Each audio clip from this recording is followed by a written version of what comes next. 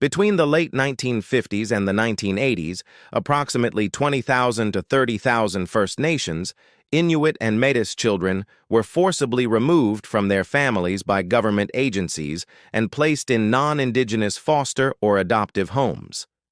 This dark chapter in Canadian history is known as the Sixties Scoop. So how did this happen? What are its lasting impacts, and what is being done to address it? Let's find out.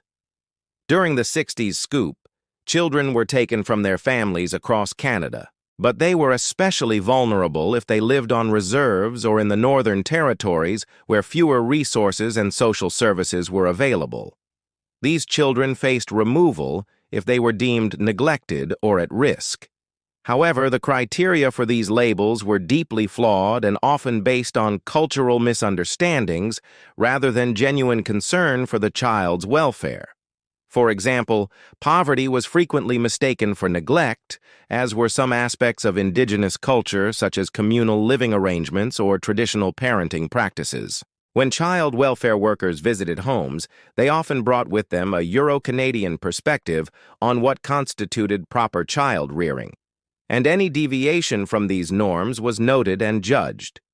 Even things like leaving a young child alone for a short time to gather firewood or having an extended family member, such as a grandparent, take care of the children while their parents worked could be labeled as neglect. Similarly, cultural practices like letting children roam freely to learn about their environment or teaching them to hunt, fish, or gather traditional medicines might have been seen as risky or harmful. In fact, anything that didn't conform to the middle-class Euro-Canadian standard of the time risked being misconstrued as neglect or abuse. As a result, many Indigenous children were unjustly labeled as neglected or at risk and were taken from their families. Once a child was removed, they were typically placed in a non-Indigenous foster home or adopted by a non-Indigenous family, often far from their communities. This not only separated them from their biological families, but also from their language, culture, spiritual practices, and the important networks of relatives, friends, and community members who would support them throughout their lives. In essence, these children were not just deprived of their childhoods, but also of the cultural transmission that allows young people to grow into functioning adults within their communities. They were literally untethered from everything that gave their lives meaning and continuity. The 60s Scoop was thus a deliberate attempt to sever Indigenous children from their cultural moorings and integrate them into Euro-Canadian society. This was very much in line with Canada's long history of colonialism and assimilation. Like the residential schools that preceded it, the 60s Scoop aimed to strip Indigenous children of their cultural identity so that they could more easily conform to Euro-Canadian norms and become contributing members of a non-Indigenous society. Sadly, this dark legacy continues to haunt Indigenous communities across Canada today. Former Scoop children often grapple with profound identity crises and mental health struggles as they navigate life without the cultural foundation and familial support that would normally see them through. Many turn to substance abuse or other harmful behaviors as they try to cope with the trauma of their uprooting. Furthermore, the loss of a sense of belonging during childhood can make it difficult to form trusting relationships later in life. This is especially true when one's cultural heritage has been deliberately obscured or denigrated.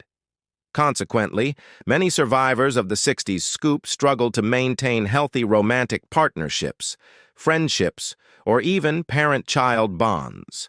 In fact, the trauma of the 60s Scoop has had such a profound impact that it has affected not just the survivors themselves, but also their families and communities for generations. The loss of children has had devastating consequences for Indigenous families and communities, disrupting the social fabric of these groups and undermining the transmission of culture, language, and traditions. Without the support of their family and community, many survivors of the 60s Scoop were left to fend for themselves in a society that was ill-equipped to understand or care for their unique needs. But it wasn't until the 1980s and 1990s that legal actions and public acknowledgement of the 60s Scoop began to take shape. In 1986, the Canadian government issued an apology for the forced adoptions that took place during the Sixties Scoop. However, it wasn't until 2017 that a settlement of $750 million was reached to compensate survivors.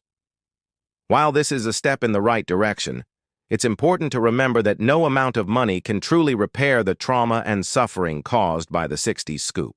Despite these efforts, there's still a lot that remains unknown about the Sixties Scoop. Many survivors don't know who their biological families are or where they come from. Others have been unable to reconnect with their culture and traditions due to the loss of language and knowledge. For many survivors, the search for identity, family, and healing continues to be a major part of their lives. It's a sobering reminder of the lasting impact of colonialism and the importance of acknowledging and addressing Canada's history of cultural assimilation. The Canadian government's role in the Sixties Scoop was a deliberate and calculated effort to assimilate Indigenous children into Euro-Canadian society. By forcibly removing them from their families and placing them in non-Indigenous homes, the government aimed to erase Indigenous culture and replace it with dominant Canadian values and norms. This was done under the misguided and harmful belief that Indigenous cultures were inferior and that Indigenous children would have better lives if they were severed from their roots. What makes the Sixties Scoop particularly tragic is that these children were not simply removed from their families because they were in danger or unable to care for themselves. Instead, they were taken from loving homes and communities simply because they were Indigenous. The Canadian government targeted Indigenous children specifically because of their race and ethnicity, seeking to dismantle their cultural continuity through forced assimilation. This was not a byproduct of some larger policy goal, but rather the very purpose of the government's actions. By forcibly integrating Indigenous children into non-Indigenous society, the Canadian government aimed to kill the Indian in the child, as one politician of the time infamously put it. The consequences of this policy were devastating. Indigenous children were ripped away from everything that gave their lives meaning and were often placed in situations where they were not only misunderstood but actively mistreated. They were expected to abandon their languages, cultures, and traditions and conform to Euro-Canadian norms without any preparation or support.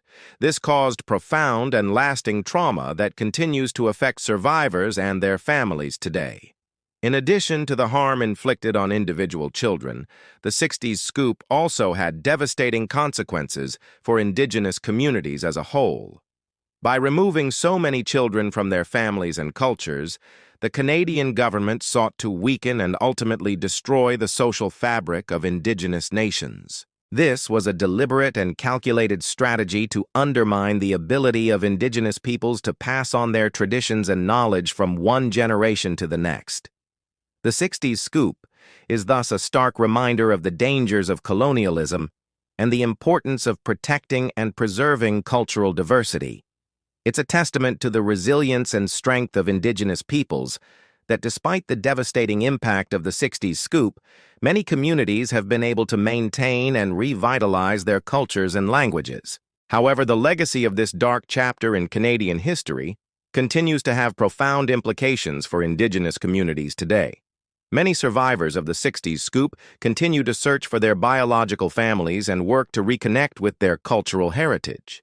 Others continue to grapple with the trauma of their uprooting and the loss of their cultural identity. It's essential that we acknowledge and address the lasting impacts of the Sixties Scoop in order to honor the strength and resilience of Indigenous peoples and work towards a more inclusive and equitable future for all Canadians.